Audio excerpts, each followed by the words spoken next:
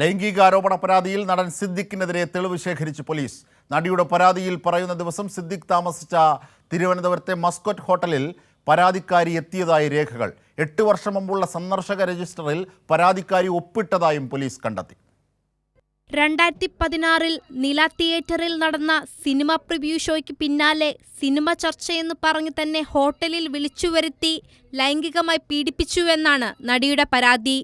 സംഭവവുമായി ബന്ധപ്പെട്ട് സിദ്ദിഖ് താമസിച്ച തിരുവനന്തപുരം മസ്കറ്റ് ഹോട്ടലിലാണ് പ്രത്യേക അന്വേഷണ സംഘം ഇന്ന് തെളിവെടുപ്പ് നടത്തിയത്. പരിശോധനയിൽ ഹോട്ടലിന്റെ 1-ാം നിലയിൽ സിദ്ദിഖ് 3 ദിവസത്തേക്ക് മുറിയെടുത്തതായും സിനിമയുടെ പ്രിവ്യൂ ഷോ നടന്ന 2016 ജനുവരി 28-ന് ആരോപണമുന്നയിച്ച നടി ഹോട്ടലിൽ സിദ്ദിഖിനെ സന്ദർശിക്കാൻ എത്തിയതായും രജിസ്റ്റർ ബുക്കിൽ നിന്നും കണ്ടെത്തി. തിയേറ്ററിൽ നടന്ന പ്രിവ്യൂ ഷോയ്ക്കും ഇരുവരും പങ്കെടുത്തതായി പോലീസിന് തെളിവ് ലഭിച്ചു. നടിയുടെ പരാതിയിലുള്ള പ്രാഥമിക അന്വേഷണമാണ് ഇന്ന് നടന്നത്.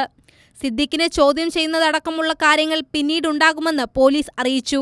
അതേസമയം പരാതിക്കാരിയെ മാതാപിതാക്കൾക്കൊപ്പം കണ്ടെന്നാണ് സിദ്ദിഖിന്റെ വാദം. ഇതിൽ വ്യക്തത വരുത്തുന്നതിനായി നടിയുടെ മാതാപിതാക്കളുടെ മൊഴിയും അന്വേഷണ സംഘം രേഖപ്പെടുത്തും. കൈരളി ന്യൂസ്, തിരുവനന്തപുരം.